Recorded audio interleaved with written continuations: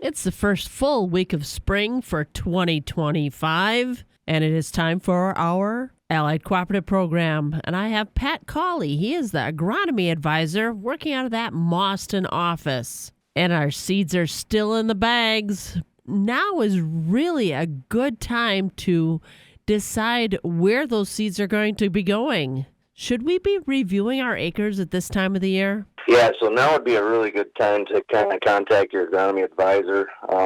Something I've really noticed so far is corn acres are really trending up for 2025. Weather's been kind of all over the board here so far, and plans have kind of been changing a little bit for some guys. But even with those changes, is it a good thing to make a plan where the seeds are going to be going and what fertilizers we're going to be using? Yeah, anytime you can have a plan, it really seems like things operate and trend a lot smoother. Going over the plan, even if you have one in place, just to make sure both parties are on the same page is always a good thing. And what kind of things should we be putting in our plan? Going over spraying maps, those are two huge components to making sure things go smoothly. And even if you haven't put a plan together, now's a good time to kind of contact your agronomy advisor and just kind of go through everything.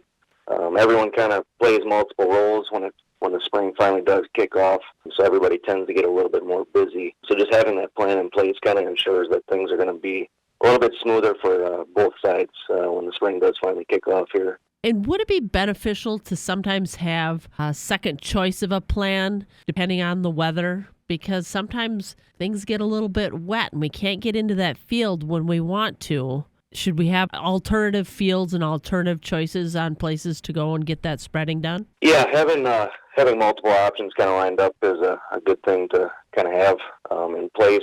Another really good thing to kind of maybe review this time of year, just with it being kind of cool and wet, is just to kind of go over your corn starter program. With acres kind of trending up, it'd be a good thing to do this. Most starters are heavy in phosphorus.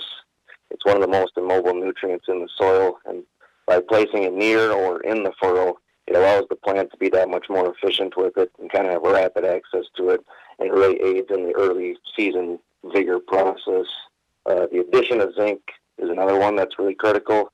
In my opinion, it should be in every starter, whether that be 2x2 or in the furrow. It kind of aids in the photosynthesis process and helps drive auxin activity. And zinc is probably one of the most deficient nutrients that we kind of see across the board when tissue sample time kind of comes later on in the year. Is there anything else that should be included in that starter fertilizer? Yeah, with it being kind of cool and wet, and if you do have in-furrow on your planter setup, a PGR is a product that you might want to consider. Basically what a PGR is a plant growth regulator, and one that we really promote is Ascend Squared.